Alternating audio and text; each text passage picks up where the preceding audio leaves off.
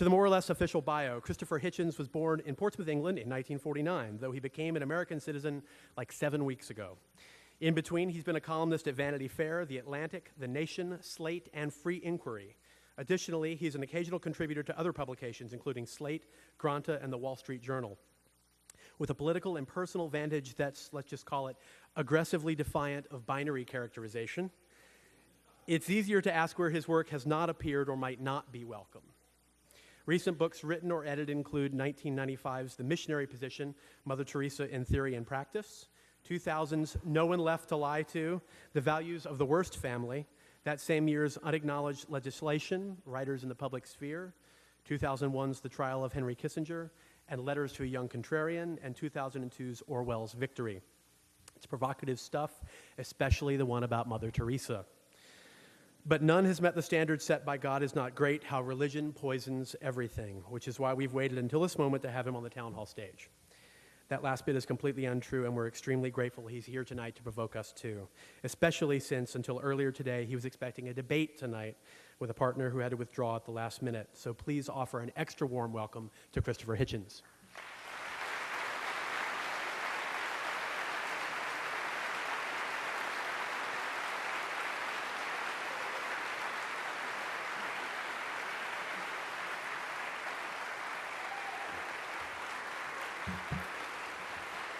Thank you.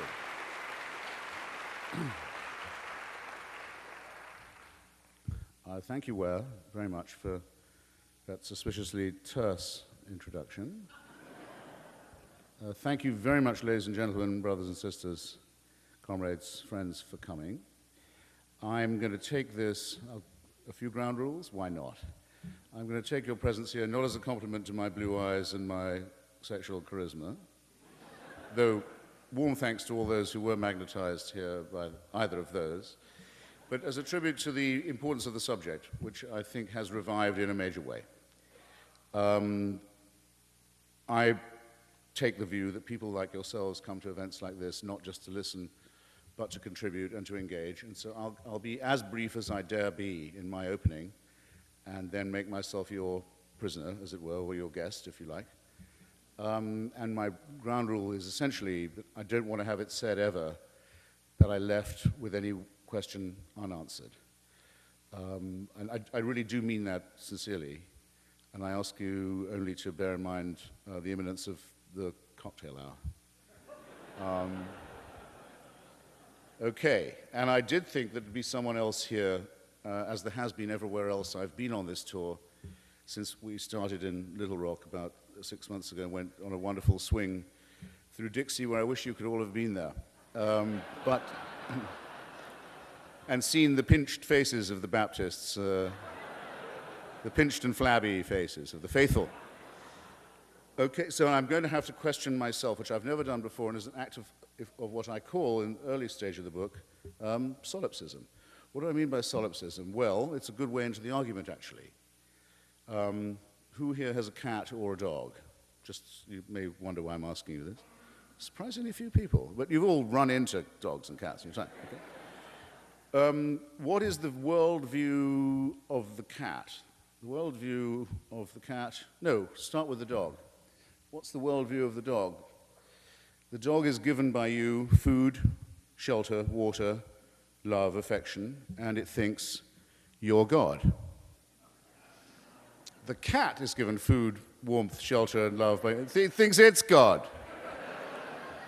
Religion makes the following appeal to us, which is why I say it poisons everything, because it goes to the deep nature of our self-respect and our humanity and our integrity.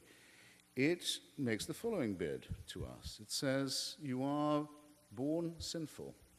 You're born guilty. You're guilty of crimes that were committed before you were born. You are not able to evade them. Your sin is original. You're made from dust, or in the Quran, from a clot of blood. Your Creator is not in a very good mood with you, and there's no reason why he should be, given what piece of excrement you basically are. That's the masochistic element of it. But after this thoroughgoing abjection, thoroughgoing demand that you throw aside all your self-respect, you're told there is, however, some redeeming news. The universe is designed with you in mind. The cosmos cares what happens to you. And if you will continue to abject yourself like a serf in front of God, you may hope for the forgiveness of sins, for eternal life, and for a divine plan.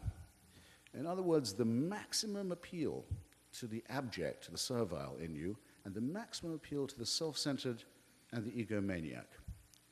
Not a very wholesome way to begin a discussion about the main questions, such as why are we here, who are we, what are we here for, what is the just city, how would it look like, what is the meaning of life. It's begun by a horrible lecture from a dictator.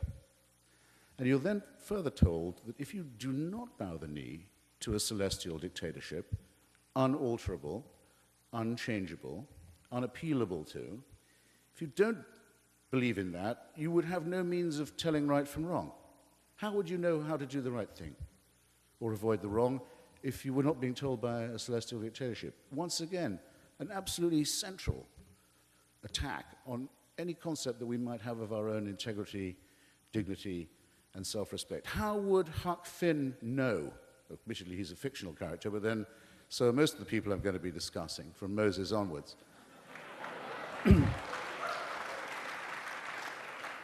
How does Huck Finn know that he's not to betray his friend Jim? He's not to give him back. He's not to give him up to the people who are hunting for him. How does Mark Twain know that we will like Huck when he refuses this? What does Huck know? The law is against him. The church is against him. All the preachments of religion and customary law are against him. He thinks that if he refuses the demand to give up his slave friend, he's going to go straight to hell. That's what he thinks, but he still does the right thing. As we might all hope to do, as we must all hope to do, if we were tested much less than that. It's innate in us. Religion gets its morals from us. We know what the right thing is without being told by a celestial dictatorship. If it were otherwise, this is why I say I'm an anti-theist, not an atheist. If it were otherwise, what would the situation be? Every one of our waking and sleeping thoughts would be under permanent surveillance at all times from the moment of our conception, according to some at any rate, certainly birth, until not just when we died, because that's when the real fun would begin. Now, it's as if those who wish it to be true, which I do not, you can be an atheist and wish that there was a God. Many atheists I know do wish it was true. Why do I not? Because I don't want to live in a celestial North Korea. I'm one of the few people who's been to, as a writer, to North Korea and Iran and Iraq too, to all the axis of evil countries in the last few years. When I was young and was told that this is what paradise will be like, you get to praise God all the time, forever, and continue thanking him for everything he's doing for you, sometimes with the aid of musical instruments. But that's the thing, that's what paradise will be like, everlasting praise. I used to think, sounds like hell to me. But I also wondered, what would it be like? I couldn't quite picture it. An attempt is made in the movie Bedazzled, the first version, to try and convey how ghastly it would be. Well, now I know. I've been to a state where there's worship from dawn till dusk, and thanking for everything you've got, every tiny crumb, and there's what you get, too, is the tiny crumb.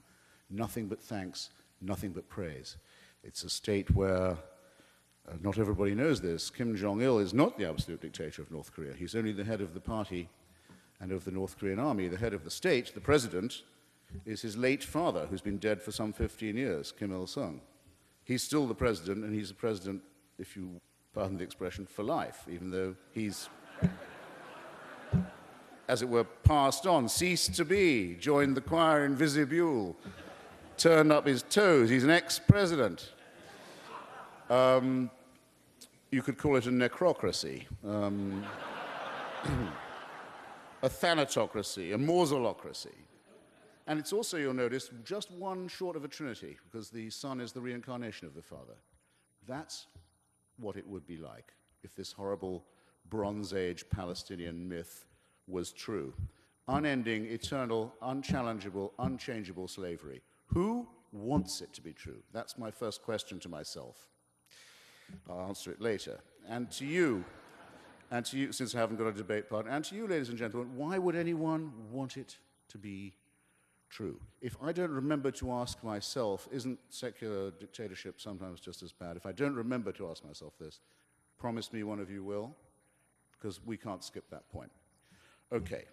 Why is it wonderful to be here in Seattle and in North America having this discussion at this moment? Because everybody in America believes that everybody else is a strong believer.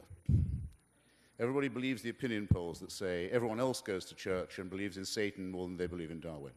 Everyone else thinks you can't run for office unless you bow the knee. And this is not true, and your presence here partly materializes my belief that it isn't, as did my swing through the South, where thousands of people came to each stop and all looked around themselves thinking, God, I thought I was the only atheist in this town till I got here. We had to move out of the bookstore in North Carolina into a church to fill up the overspill.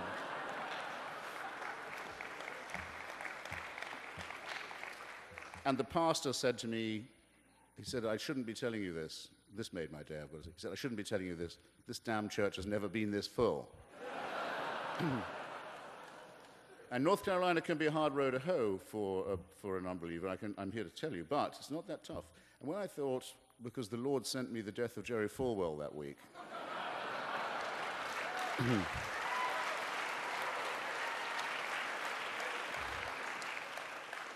and I thought, okay, I'm going to say what I think about him. And I made a few comments about the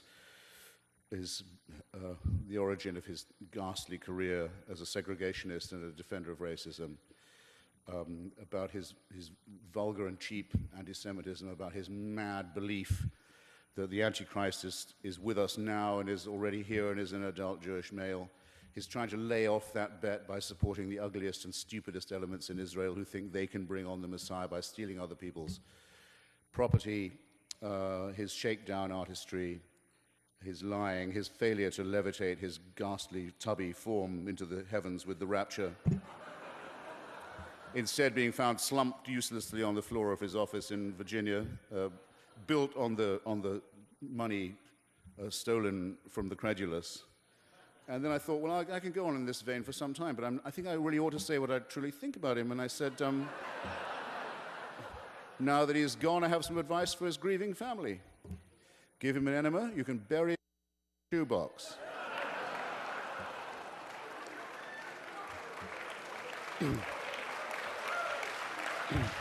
Good.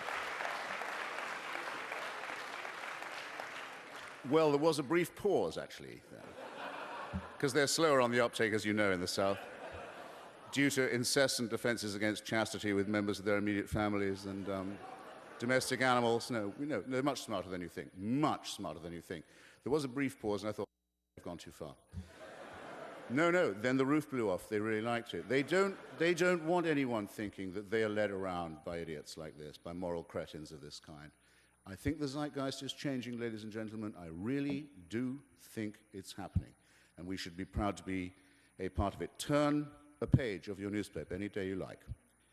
See what the parties of God are doing to Iraqi society to drag it down to the level of Afghanistan or Somalia, the last two countries where the parties of God had it all their own way. Look next door to Iran, where people who believe in a tooth fairy figure called the hidden Imam, the 12th Imam, whose immediate advent is expected, which will, it won't surprise you to hear, bring about a reign of universal peace and justice when it comes. Wonder where they picked up that idea.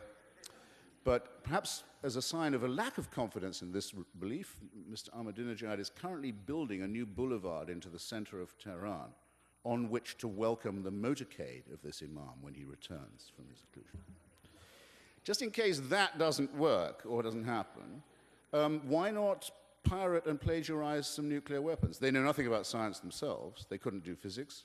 They don't care about the beauties of science. The wonders of the cosmos don't appeal to them at all.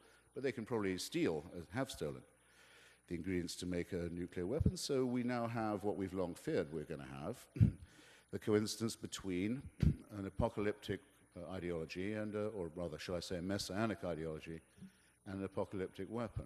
It's going to happen now. It'll happen very soon. Well, suck on that for a second. I've already said what the crazed Messianic settlers in the neighboring or not far off West Bank are doing, and who their best friends in America are, the Falwellites and Robertson clones, who think it's amusing to try and propose that, with the help of sources I gather in Washington state, that stultifying nonsense be taught to our children in American schools in the year 2007 as equal time. So, hey kids, the chemistry class is over, now get ready for the alchemy period.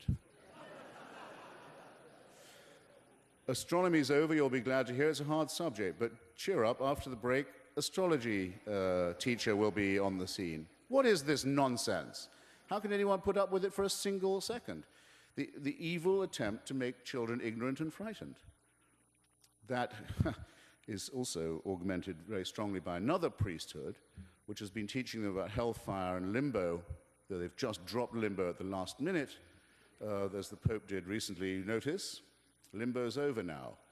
Unbaptized children don't go there forever in isolation and loneliness, after all, because they didn't get the sprinkle of water. You can relax. No, you can't. Millions of parents thought that's where their dead children had gone, ladies and gentlemen, for hundreds of years. Miserable, frightened, humiliated, upset. They believed it. It was real to them. It was cruel to tell them this nonsense to begin with. It's even more cruel to say, after all, that it's not true, but never mind. After hundreds of years of that, we have to apologize for a few other things too. The Inquisition, sorry about that. The role of the church in the final solution, maybe a mistake. The Crusades, no, we wouldn't do it the same way now. The massacre of Byzantine and Eastern Orthodox Christians, up till the very recent past in the Balkans. We owe them an apology. This is quite a lot to be taking on, isn't it? But never mind, we're getting ready to be infallible all over again.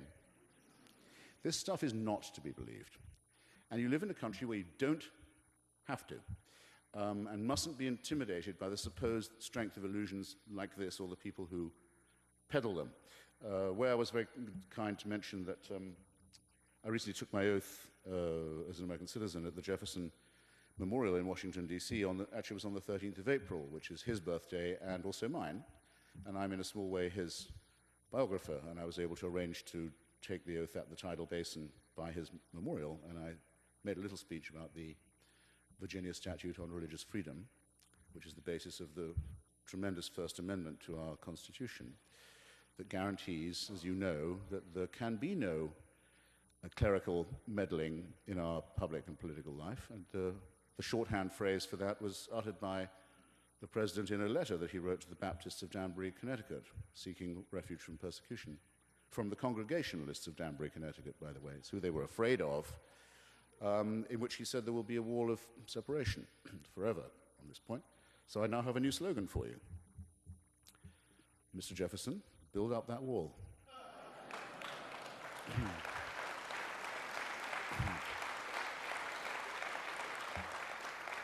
And I believe it's entirely possible that we can construct a cement here between what is patriotic, what is decent, what is rational, and what is not faith-based. I think it can be done. I think it can start here. Okay. Enough from me. What about my debating partner? What has he got to say to this? Well, how would you be, Mr. Hitchens, how would you be moral if it wasn't for God? How would you know what morality was? What's your warrant for saying what's right and wrong? I always politely pause at this point as if I've never heard this nonsense before. Okay, so I am wrong when I get a sense of satisfaction from giving a pint of blood. It comes from nowhere. I don't lose the pint, I get it back after a cup of tea and lie down, but someone else gets a pint of blood they might very well need. A great little transaction, I don't do enough of it, and I have a rare blood group myself, and I might one day want the same person, or someone else rather, to do the same for me. But it's not just a utilitarian transaction. I positively enjoy doing it. Is this from nowhere? I certainly don't know of any heavenly reason why I think it. All right, if that's not good enough for you. By the way, give blood whenever you can. It's a noble thing to do. It's the right thing to do. And you may need some blood one day yourself. And you shouldn't be ashamed of the fact that this comes from human solidarity, without which we wouldn't be here in the first place or able to have a language to discuss this in. But all right. Think of my Jewish ancestors, such as they were, hobbling around in the desert. I don't believe a word of the story. Even Israeli archaeology has completely and conclusively disproved the story of Exodus, as is detailed at some length in my book. There was no such presence in Egypt. There was no exile. There was no wandering. There was a lot of massacre and murder and theft, but then there always is when religious tribes are walking around. Let's assume the story is true. Let's assume it. Am I to be insulted by being told that my ancestors did not know until they got to Sinai that perjury and murder and theft were not kosher? Up till then, they thought, those are the things we like best. It's a bit of a facer to get all this way and then to have someone tell us that's not on anymore. No. No, we all have to, I'll repeat myself, we all have to have more self-respect than that. They wouldn't have got that far or anywhere. They would never have been written about or heard of if they'd been under any other impression. Religion gets its morality from us. We know innately. You don't have to teach a child the golden rule. You sometimes have to reinforce it a bit, but you don't have to teach the principles of it. Same with the New Testament. How do we know this? Because the story of the Good Samaritan is told by the alleged Nazarene, in whose existence I also do not believe. But he talks of a person who went out of his way on the road from Jerusalem to Jericho to help a fellow creature in need. Very obviously, this man cannot have been a Christian because it's the young Jesus talking about him. He knows the story already. He's able to tell people that's the way you should behave if you see people in trouble. He never says you need divine permission to do this or a divine warrant to do it. It's ordinary human ethics. And to say that it wouldn't be part of us, part of our warp and our weft and our woof, if it wasn't for divine permission, is to make ourselves into serfs. So I propose we repudiate that and, as it were, stand on our own 2 feet a bit more. Now, speaking of serfdom, well, Mr. Hitchens, isn't it the case that in the last century, some of the worst atrocities, if not the worst of all, were perpetrated by atheists and secularists? Is this not the fact? Very serious question. I have a whole chapter about it in my book. Shall I read it all to you? No, I won't do that. It's available at fine bookstores everywhere. And will be available after this show, where I'll be very polite to anyone who has a receipt, but not to anyone else. Someone asked me the other day, are you a materialist? I said, are you joking? Yes. He said, this is America. Well,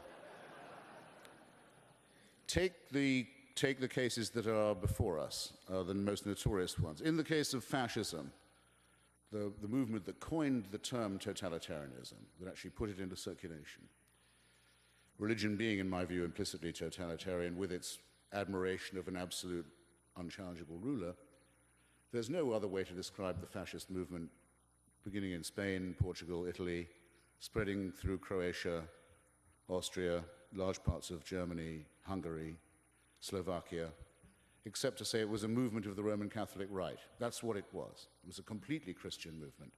All of its leaders were believing Christians. It had an official concordat with the Vatican.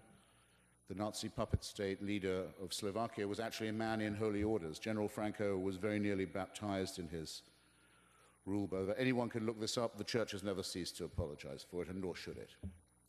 And after the war was over, they helped many of these people escape and begin constructing regimes of a similar model in South America after 1945.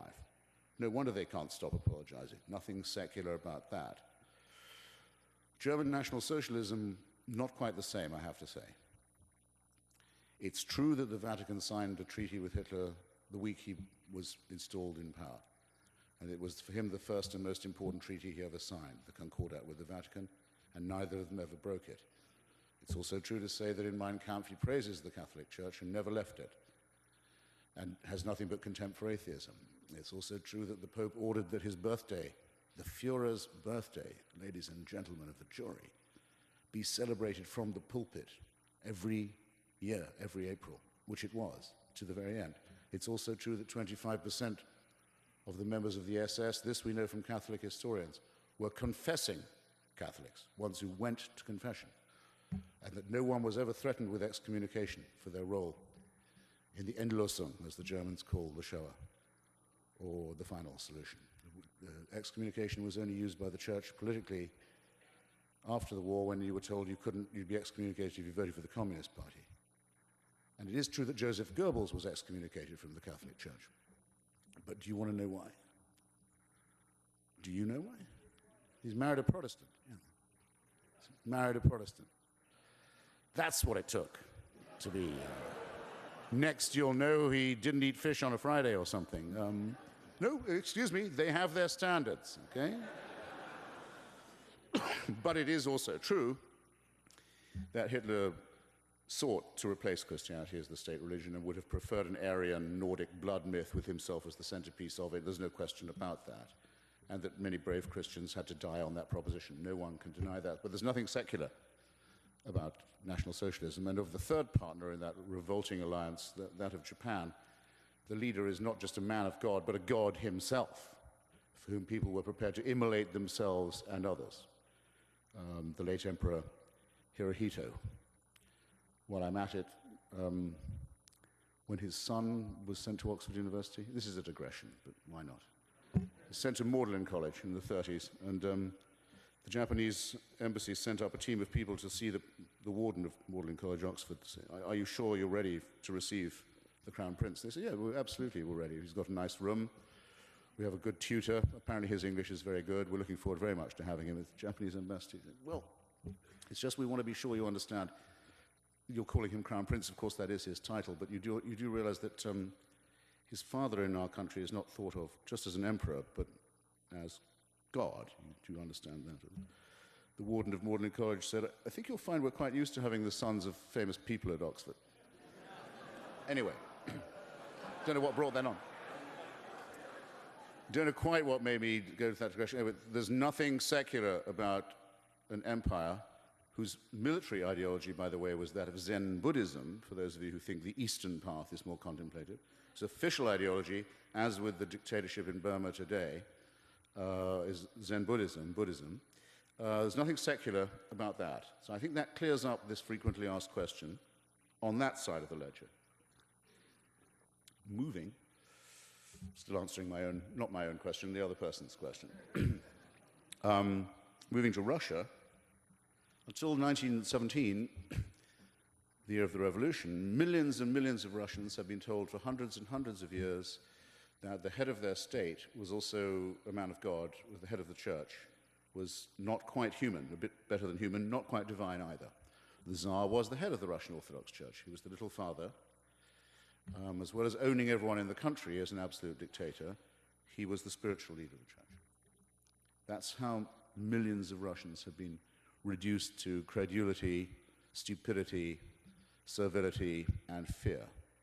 Thus the state of affairs. If you were Joseph Stalin, who'd studied for many years in a seminary to become a priest, and would have made a very good bishop if he'd stuck at it, if you do not realize what an opportunity you've just been given with this vast reservoir, that you shouldn't be in the dictatorship business. Immediately, an inquisition is set up. Heresy hunts begin. Trials of heretics are put on. Miracles are announced. Lysenko's biology will produce giant tomatoes and 4 harvests a year. Everything is to be expected from the leader. All praise is due to him. All thanks are required of you for him. It's not very difficult to see what the analogy is there, and I won't bore you with what happens in China, and I've already told you about North Korea. It's a simulacrum of, a borrowing of, and an inheritance from the willingness of people to take things on faith. Nothing, in my view, secular about that. To my questioner, I reply, sir, or as it might be, ma'am. Show me, if you will, a society that has adopted the teachings of Lucretius, Epicurus, Galileo. I'm talking of our great tradition of reason, skepticism, science, culture, religion, and irreligion. Galileo, Spinoza, Einstein, Thomas Jefferson, Thomas Paine, Bertrand Russell. Show me a society that's ever adopted those values as its own, that's fallen into famine, dictatorship, war, cruelty, and persecution, and then we'll have a level playing field. But for now, thank you.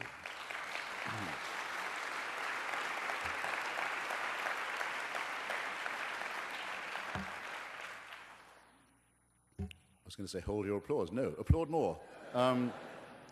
That actually, I think, will do for an introduction. If you don't know where I'm coming from by now, you're never going to know. It's your turn, and I'm enormously, I really mean enormously grateful that you came. Thank you.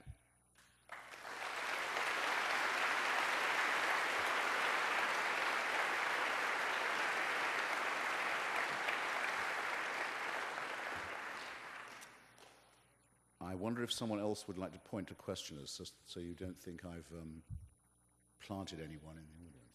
But who would that be? Do I have a volunteer just to identify a questioner?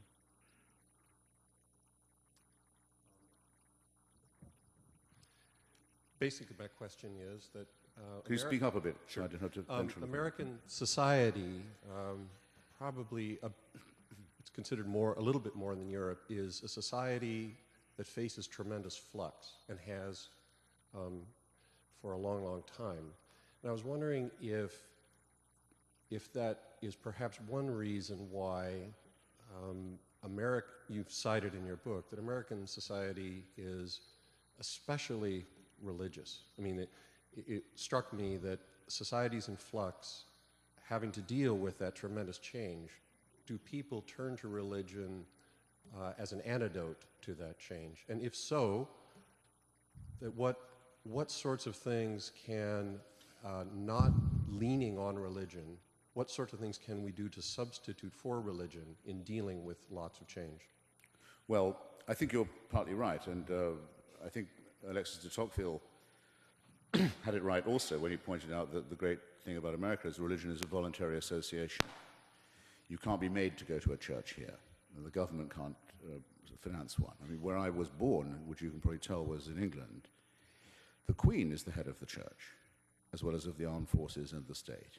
And on her demise, the instant of her decease, her slobbering, chinless dauphin of a son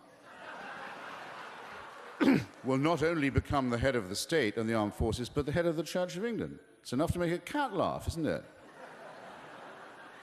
And I have to pay taxes, or would if I still lived there, have to pay taxes to it. That's what you get when you found a church on the family values of fucking Henry VIII. Well, again, ladies and gentlemen, take it from someone who had to sweat and struggle to become a citizen here and go through Homeland Security and the National Security Agency. Realize how lucky you are. That doesn't apply to you. Someone who wants to build a church here has to do it themselves and keep it going by their own efforts. And fine, let them by all means do that, as long as they agree to leave the rest of us alone. Now, on the point that you make about anomie, or if you prefer alienation, that was the same point that Durkheim made very early on in his studies of these matters. A huge number of people in history are always having to make something like the transition from the country to the city, from the stable, ordered, rhythmic life that's determined by the seasons to the much more feral conditions of mass society, and that means many more lives will have to be experienced as failures, or at least as very risky. My comprehension of this issue slightly stops there. What I've never understood, and it may be a failure of my imagination, is in what respect does belief in the tooth fairy help you at that point?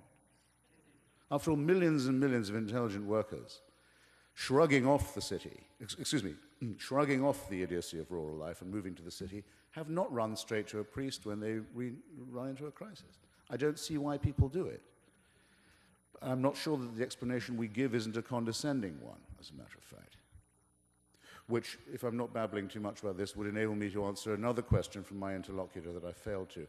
What about how when religion makes people behave better? What about Dr. Martin Luther King? That's the one I always get asked. Shall I answer it now?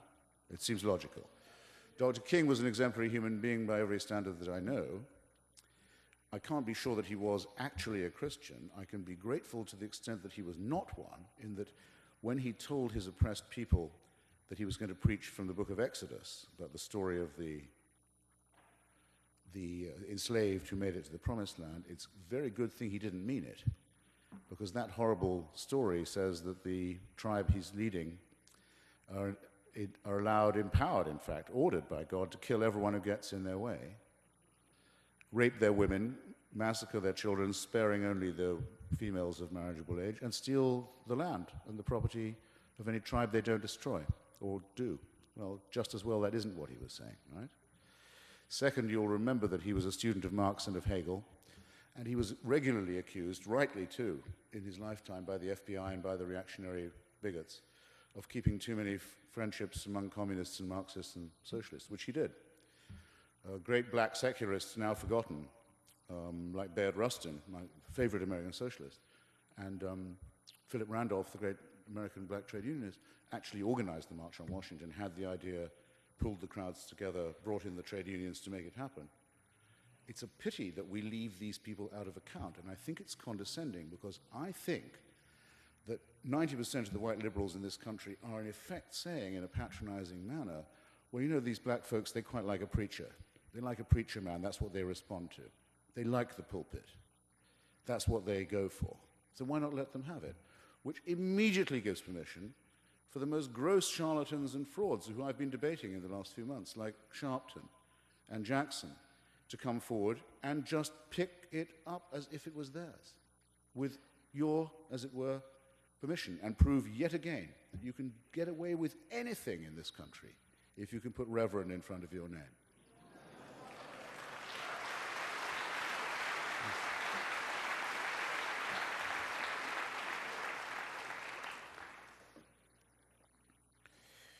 I guess we should just do it alternately, yeah.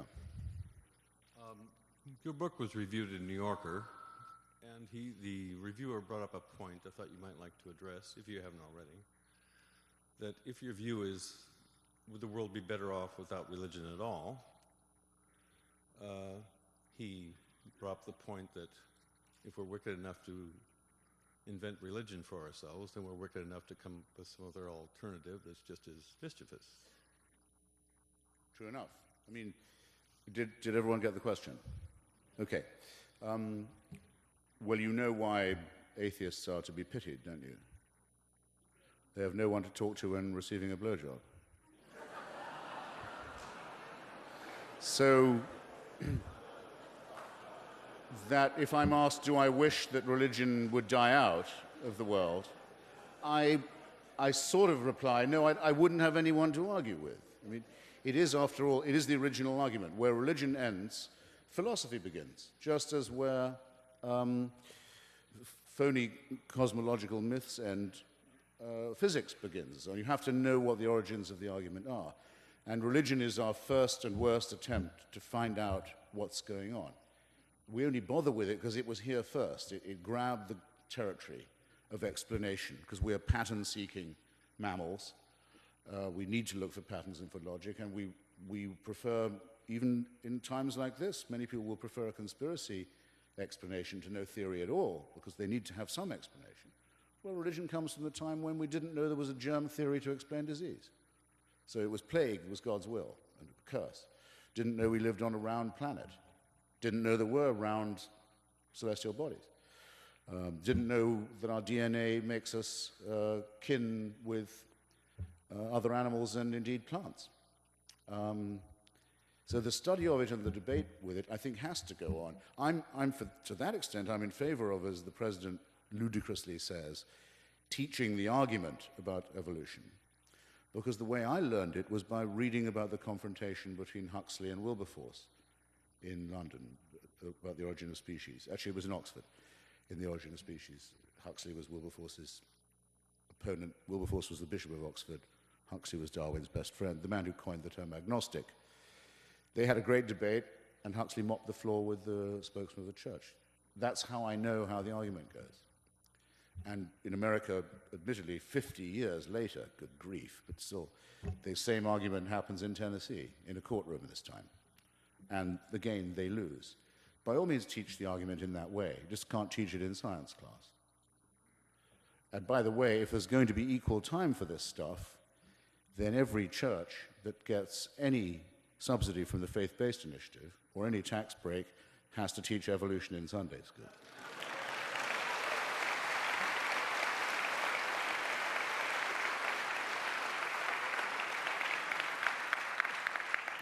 By law. As a fellow anti-theist who is coming to believe more and more that you can't make accommodation with a pack of lies, I decided to give the other side a chance. And at lunchtime, I went to a cathedral right near here, and I saw some people who were sitting there, and they found a place where they didn't feel judged. And I saw two nice young men who were going over the ceremony for them to become priests and serve their community. And I went home and I read a very charming little story about people in a Muslim village hearing the call to prayer, and the high and the low taking off their shoes, bowing their heads, and coming together. And as an anti-theist, I think it's all very well to say, this is nonsense, what you believe. But what can we do to call the community together? Have you given that some thought? Sure. Good question. I mean, one of the things that annoys me about the responses that I get sometimes from the faithful is that they say, well, your theory means that love is only a chemical reaction, say. So, well, actually, I do think that there is quite a lot of chemical reaction involved in love and in some of the things that are associated with it too. But it doesn't mean that one is merely a reductionist. I don't think at all that one must despise the transcendent or the numinous. I wouldn't trust anybody who, say, listening to Mozart on a mountaintop in Cascadia at sunset, didn't feel that maybe there was more to life than his own immediate concerns, and that or could be filled with great compassion for other people. In fact, if this were not so, there wouldn't have been great secular men like Thomas Paine, for example, and Benjamin Franklin, who actually did found the American Anti-Slavery Society, while every Christian in the world was justifying slavery from the Bible, where that justification can in fact be found.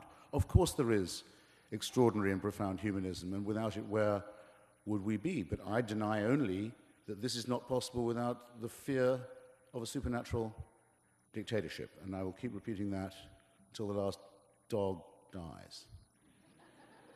I also have a wager that I put to the religious in these cases, and you may be interested to know that I've tried it with everyone from the guy who founded Bush's faith-based initiative, Mr. Olasky, to various Baptist pastors, a Buddhist nun, a rabbi, charismatic Catholic, various pastors on radio and television all up and down the country. Not yet an answer from them. It's simple. You have to name or cite a moral action performed or a moral statement made by a believer that could not have been made by an atheist. That's all you have to do. And it cannot be done. So your question is a nice one, but it's surplus to requirements. Comrade. One of your anti-God competitors, Sam Harris, makes the point as a primary thesis in his book, The End of Faith, that real responsibility for the situation which you've been describing is the tolerant religious person who will not take a firm stand and put down erroneous liberal principles. I just wonder whether you would put responsibility on the tolerant religious person as Sam Harris does. Yes, I mean, I'm a very great admirer of Sam Harris, even though he turns out to be a bit of a Buddhist. I mean, unlike me, he is a qualified neuroscientist, and he does think that there can be consciousness independent of the brain, and that's an argument I'm very interested in having. I doubt he's going to win, but it's a pleasure to argue with him, I have to say. By the way, what does the Buddhist say to the hot dog vendor? Make me one with everything.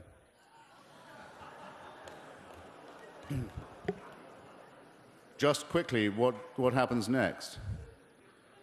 He gets a slathered hot dog and from beneath his saffron robes produces a $20 bill, hands it to the vendor, munches, nothing occurs. He says, "Where's my change?"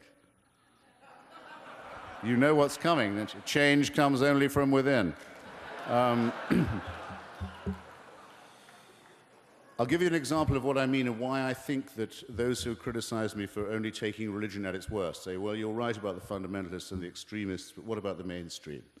I say this. Remember last year, the Danish case, where a huge organized attempt was made to destroy the economy of a small democracy in Northern Europe, Denmark, because its prime minister refused to break his own law, the law of his country, to censor cartoons in an afternoon newspaper in Copenhagen. With the backing of all the members of the Arab League, a boycott was declared on Denmark to try and sabotage its economy. Its embassies were burned, its diplomatic immunity was violated in countries where demonstrations are not normally allowed. Random Scandinavians, whether Danish or not, were set upon and murdered. There was a huge outpouring of mayhem and cruelty and bigotry that had quite clearly been very well rehearsed in advance. Bad enough, you might think. Not one media outlet in this country would agree to show those cartoons. In a time completely dominated by the image, my profession, I mean, totally dominated by images, much too much so, they wouldn't show, here's the picture or the pictures that all the fuss is about. Nor would they show them as a gesture of solidarity to their Danish colleagues who were being subjected not to threats of death, but attempts actually to kill them. And when a small magazine, and I know very well why this was, because I know the editors who took the decision, they were either extremely afraid of violent reprisal if they did their job, or, coming closer to your point, they were afraid of offending religious people. I'm not sure which of those decisions is the most cowardly or contemptible. Taken in conjunction, I think extremely contemptible. And a small atheist magazine for which I write, called Free Inquiry, did reprint the cartoons, as a result of which Borders Bookstore pulled our small magazine from the rack. As a result of which I haven't spoken in a Borders Bookstore since I started this tour. Now,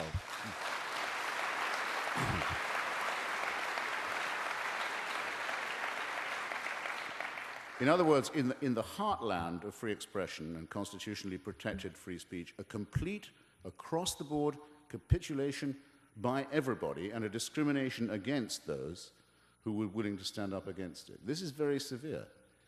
What did the Pope say?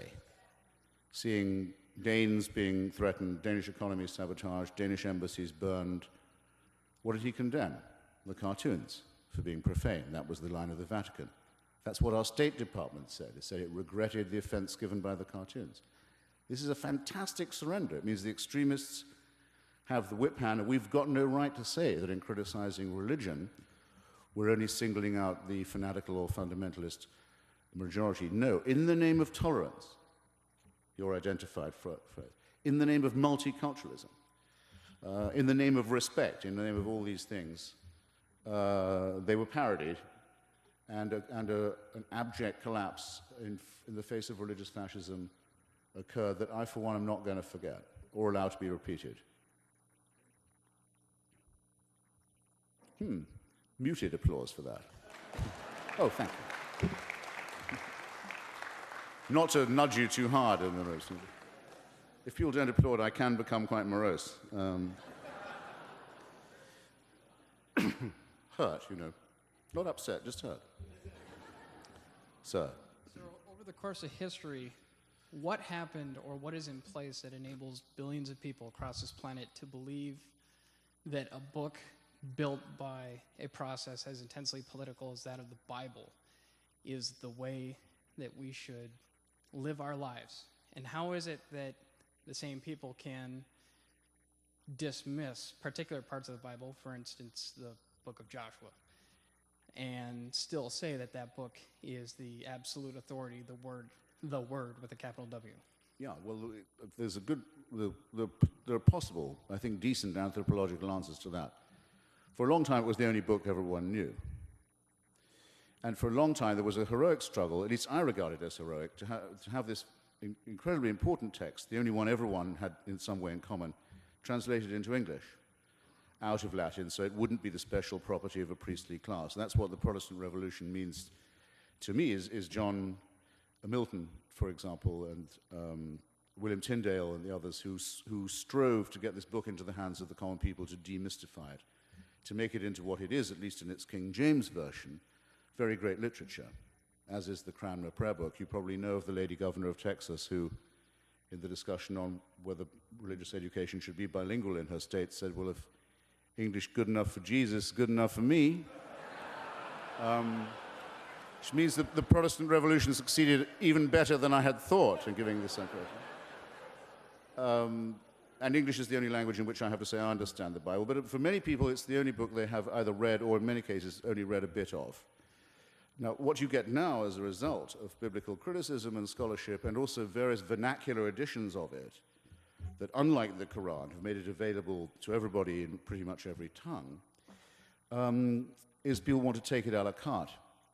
They'll say, I quite like the Beatitudes, I just don't like, I don't mind the story of the rest of the story of the Sermon on the Mount, or the miracle at Cana where water is turned into wine, my personal favorite. But I don't like the other stuff. And I don't like the book of Joshua, and I don't like the injunction to kill all the Midianites down to the last child. That makes me uneasy. Well, they're out of luck. This stuff is either the Word of God or it isn't. And they have to make up their minds whether they think it's that or man-made. And when they've done that, they'll feel better. But the attempt to have it a la carte is, to me, contemptible. I keep finding on this trip, when I debate people, I'd have to write a different book for every priest I debated. Because if you say to a Baptist, even in Georgia, well, sir, you say you're an ordained Baptist minister and indeed a teacher of baptism at the local college, may I know whether you concur with John Calvin and his view of predestination and damnation or not? May I further know if you think it applies to me? And if you don't think so, may I know on what authority you don't think it? They don't like the question one bit. They don't. And not because you're in front of an educated audience either. They're not sure what they think. They'd rather say, well, some of that's metaphorical. What's metaphorical about telling people that their fate was decided before they were born and they can't change it even by good works? Even by doing the right thing won't change it. You were picked for hell before you were born. You're a goat, not a sheep.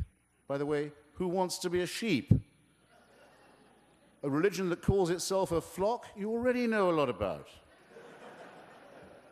They don't like it, ladies and gentlemen. They really don't. I say to the rabbi, so your daily prayers begin, don't they, by saying, thank God he didn't make me a woman or a Gentile, a goy. Isn't that the prayer? Well, I don't always say it, okay. I'm glad to hear it. You come from a sect that doesn't shake hands with women. I'm not going to shake hands with you. I have views of my own about this, but I've told you what they are, and I'm willing to be tested on them and questioned on them. Why aren't you? Why do you want it a la carte all the time? This morning, the Conservative guy, very nice, extremely nice fellow, on the local Fox radio, John someone. Yeah, extremely courteous, gave me a lot of time. And I said, well, for example, I say to Catholics, come on, you may say you're a Catholic, you don't really believe in the virgin birth. He said, well, I do. And I thought, oh, Christ, that's the first one I've met it had to be this morning. And I said, well, are you really saying you do? He said, yes, I absolutely do. I believe in the Immaculate Conception of Jesus. And I said, no, hold on a second. The Immaculate Conception is not the same as the virgin birth. He said, it isn't? No, the Immaculate Conception says that Mary was conceived without sin, without any stain, not that her son was conceived without the intervention. But bluntly, he had no idea. Didn't even know what he didn't believe. It's come to something when a Catholic on Fox TV has to be told his theology by me.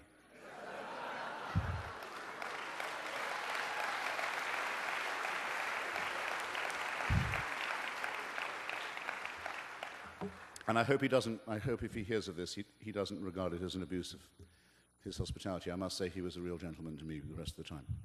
So, who's up? Sir. Thank you. Earlier, when you first started speaking, you spoke about fascism. I think it was Aimé Césaire who talked about the relationship between colonial expansion and fascism. Basically, he was stating that because of European expansion, colonialist, that fascism was a result, and that's why they got the rise of fascism in Europe.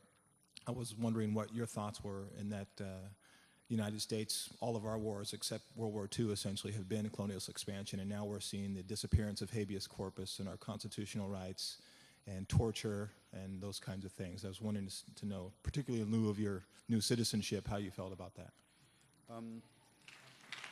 Thank you. I'm an admirer of the work of Aimé Césaire, who the gentleman just mentioned, who was the great poet of negritude, as it was called in French West Africa, under the time of Leopold Senghor, who was, I think, his mentor in this matter. And it's certainly true that the relationship between the rise of fascism in Europe and the decomposition of colonialism in Africa is a very intense one. Just to give you one example, the brown shirts of the German Nazi Party were bought as army surplus from the Goering family, which had a huge estate in southwest Africa, now Namibia, where General von Trotha had first launched his campaign of extermination against the Herero people, before even the First World War, where they already had, first, the experience of genocide, and second, a lot of spare uniforms that could be used to fit out a horrible militia. And Mussolini's fascism was felt much more intensely in Libya and in the gassing of the people of Abyssinia, as it was then called, Ethiopia now, than it was anywhere else. And you could make the British Union of Fascists largely grew out of the Black and Tan movement that was an attempt to repress the people of Ireland. Interestingly, by the way, the Pope's support of Mussolini in Abyssinia was partly because though the Abyssinians were and are the oldest practitioners of Christianity in Africa, they nonetheless practiced the monophysite heresy, which was thoroughly condemned by the Council of Chalcedon in the year 524. So he had it in for them still on this point. Yes, you're right. As to the thing that you tack on at the end, I knew someone was going to try this. I'm only here to sell my book, okay? But you do have the honor of addressing someone who is a named plaintiff in the lawsuit brought with the help of the American Civil Liberties Union against the National Security Agency and against the Justice Department.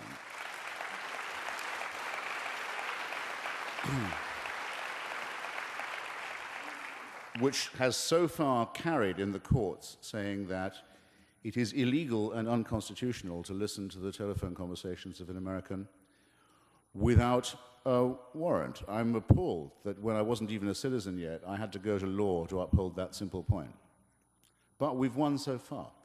But it's going to require a lot of vigilance to keep winning. The recent, I think, complete collapse of the Justice Department's witnesses and main spokesman on other matters in front of major hearings in the Senate is extremely encouraging.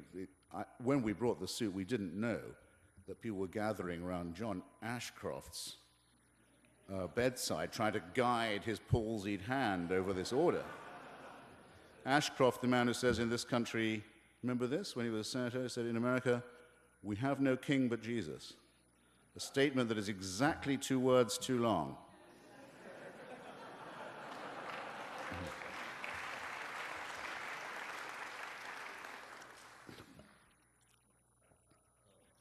What do you think about liberation theology? It's a contradiction in terms. What about The emancipation of the human personality, the human mind, is from theology. There are no two ways about it. I don't care if I run into some priest in Colombia who thinks that Fidel Castro should be Pope. It bores me. It irritates me. I ask him the same question. Is there anything you're saying that an atheist couldn't say that might be right or might be wrong, but would still be said? What's the theological bit for? No, Jesus doesn't have a special privilege for the poor. He says, render unto Caesar. Don't you believe that? If not, why go on as if you did? No, it's piffle. It's callow piffle.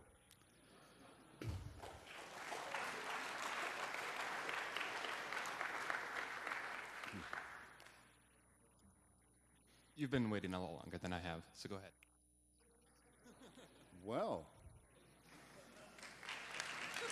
Toujours la politesse. You've described many deeds of a number of different evil gods. And I notice from the title of your book that God is in very small type, and it is not capitalized, nor is it plural. I'm wondering which God do you refer to? Well, the joke is partly on me, as you point out, in that, but though I didn't say that God had committed any crimes, I wouldn't fall into that mistake. You see, by taking the atheist and anti-theist position, one avoids the dumb questioning that the faithful bring upon themselves. Why does God allow this suffering? I don't have time to waste on a question like that. Why was my buddy hit in the testicles and I escaped? How did God allow that? God was not involved in it. Why do some people get swept away by the tsunami and others not? Because we live on a cooling planet, baby, with a turbulent weather system, which has volcanoes and earthquakes. That's what decides what happens. You can just spare yourself all this stuff if you don't quarrel with God and if you don't try and indict him in this way. So I don't think he's ever committed a single crime or ever will. But that he makes people behave worse, the belief in him does, I mean to say, I have no doubt. In other words, I didn't say enough about this, perhaps, at the beginning. It's not just that our ethics come from our own innate solidarity and decency. It's that morally normal people can be brought to do things that no morally normal person will do or would do, such as mutilating the genitals of a child, for example. I'm sure some people here have been handed a newborn baby in their time. Okay? What, none of you? What have you been doing with yourselves? No one here has had a newborn baby. Well, I recommend you go home and try harder. Well, I have, and if you're ever going to have that feeling, oh, maybe this is a miracle, if you're ever going to have it in your life, that's probably where it'll be. Little indentations where the fingernails are going to be. It's heartbreaking, really.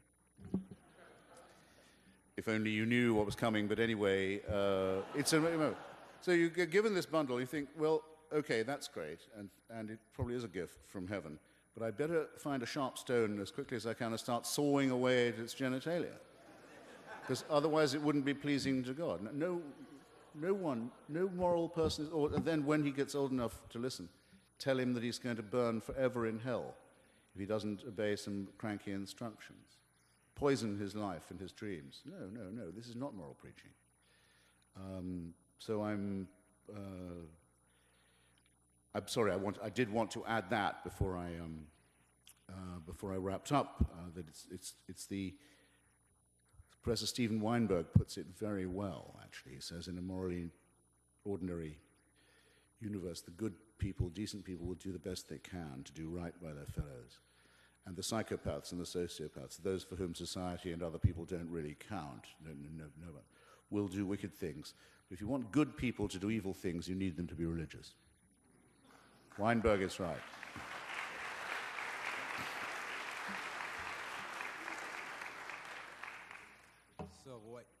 So what you're saying is... Another unsatisfied customer. Yes. So what you're saying... whatsoever is good and kind and just, against such there is no law. You'll have to have another whack at that, I'm sorry. So what you're saying is that whatsoever is good and yes. kind and just, against that there is no law. Whatsoever is good, well, I think I'm recognizing an epistle from St. Paul here. Whatsoever things are true, whatsoever things are noble, whatsoever things are lovely, whatsoever things are of good report, yes. Think on these things. Yes, I read that at my father's funeral, as a matter of fact, yes. In the D-Day chapel in Portsmouth, where Eisenhower had prayed for good weather for the invasion of Normandy. What if the weather had been bad? What if heaven had been indifferent in that moment? Don't ask. These things happen. If there'd been a divine intervention, we wouldn't have had Nazism in the first place. I don't really understand the grammar of your question. What I'm saying is there is no law against goodness, and apparently that's what you have been describing to us. I appeal, ladies and gentlemen. of the jury. I mean, have I been saying that there is no law against goodness or that there is one? Well, you're in good company. Thank you for trying, and if I've seemed obtuse, you're quite welcome to blame me. Hi, my name's Tyler. I hope I'm not the only former Christian from Yakima.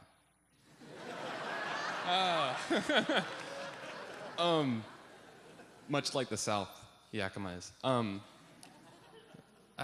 Two quick questions. One, I read the review of your book from your brother, and I just want to know, I'm curious about your relationship with him. That's as far as I know, as that he didn't like the book. And secondly, some recommendations from you, more of influential anti-theists coming up besides Harris, Dennett, Dawkins, and others. So, okay. Well, concerning my brother Peter, who is a very distinguished ultra-conservative columnist and broadcaster in Great Britain, and a very strongly believing Christian. All I can say is there's probably one in every family.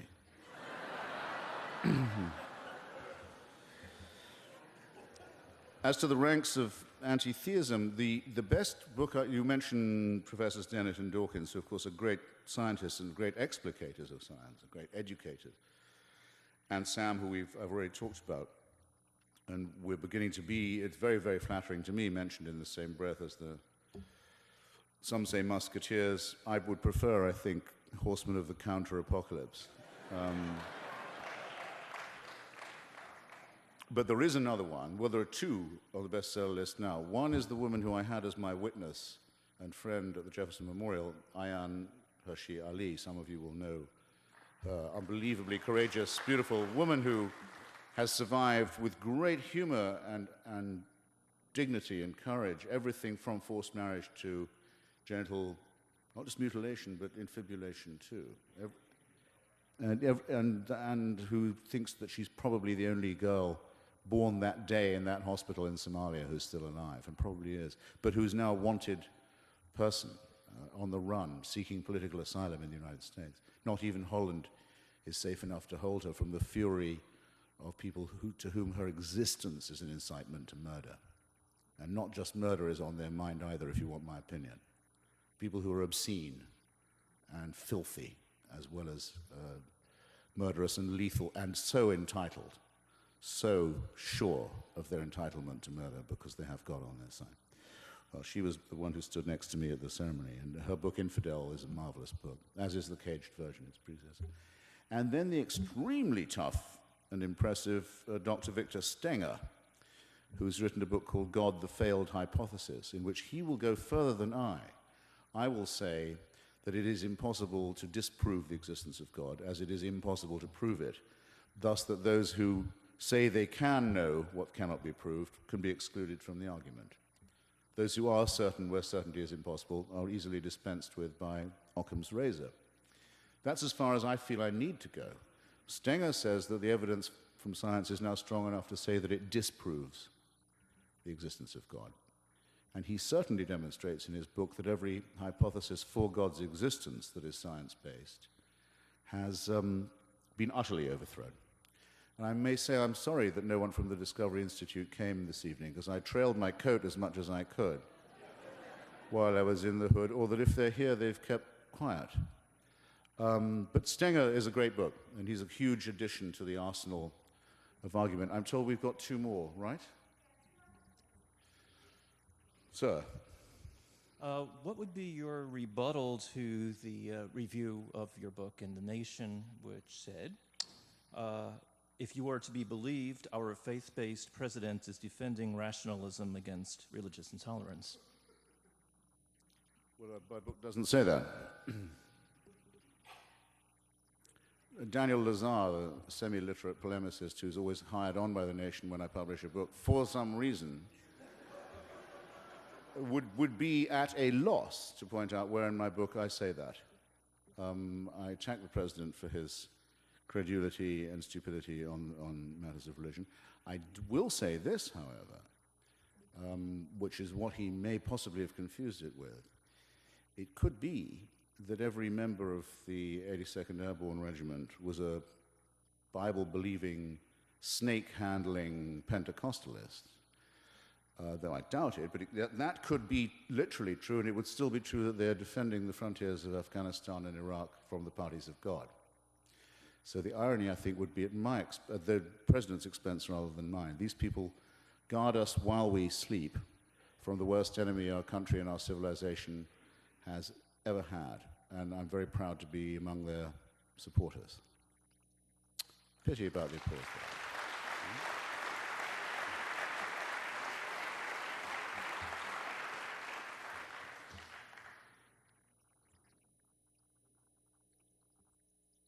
Well, look, since there really are only two, can we make it two more? Then one each, and then we're done, yeah? Actually, how's that? Yeah. Fair enough. So you first, sir. Okay. What would you say to the argument that since we don't know what will happen after death, it's better to take the strategy that you believe in God, because then if you die and there is God, maybe you have a chance of going to heaven, whereas if you didn't do that, yes. No. Well, you'll like that section in my very moderately priced book.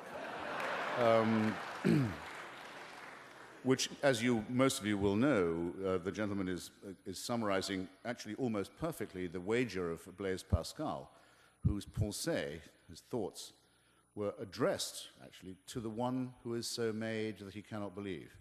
That's me. And he says, well, look at it like this, like some huckster. Like the guy who, from the megachurch the other day on the radio, tried to get me to pull into his parking lot because the Lord had cured his daughter of Hodgkin's disease.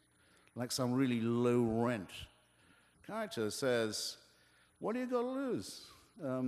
If it's not true, we're all headed nowhere in any case. But if it was true by any chance, and you'd said you thought so, how bad could it be? Well, you talk about the way that religion degrades argument and degrades dignity and self-respect. There you have it in one syllogism. But I have my answer, the following. On the assumption that the God they're talking about is anything like the one they ought to be believing in, this is what I say in my book I'm going to say. By the way, but just before I tell you, you know what Bertrand Russell said in reply to the same question?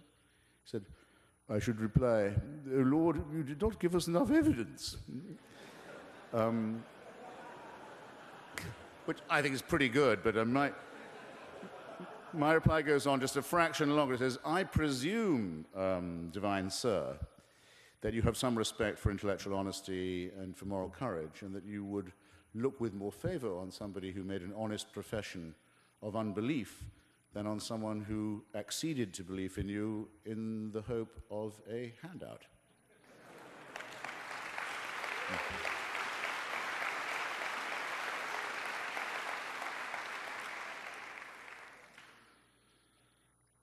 Mr. Hitchens, I don't have a question. I have a thank you. Oh. I'm the executive director of Doctors Opposing Circumcision based here in Seattle. Excellent. And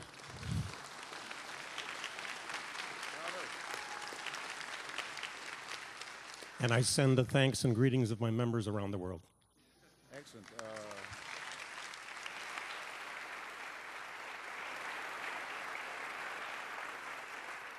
I am so tempted to leave it like that, but something in me wants to milk the moment just one more second. If you will consult my reasonably priced volume, you'll see you learn a lot when you write a book like this. I thought I knew what the case against religion was. I did know that, but I learned more than I thought I would. And the thing that really alarmed me was to read what the original justifications for circumcision particularly the horrific propaganda of Maimonides, considered to be the greatest Jewish sage. This is wicked stuff.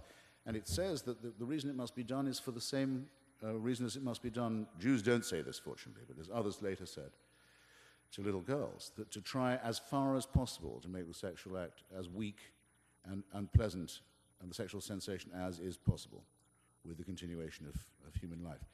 It's this that takes the axe to the very root of our existence, our dignity, our self-respect. I'm pointing in the right direction, our core, ladies and gentlemen, which means that's why it poisons everything and why the time to start fighting back against it would be right about now. Thanks very much.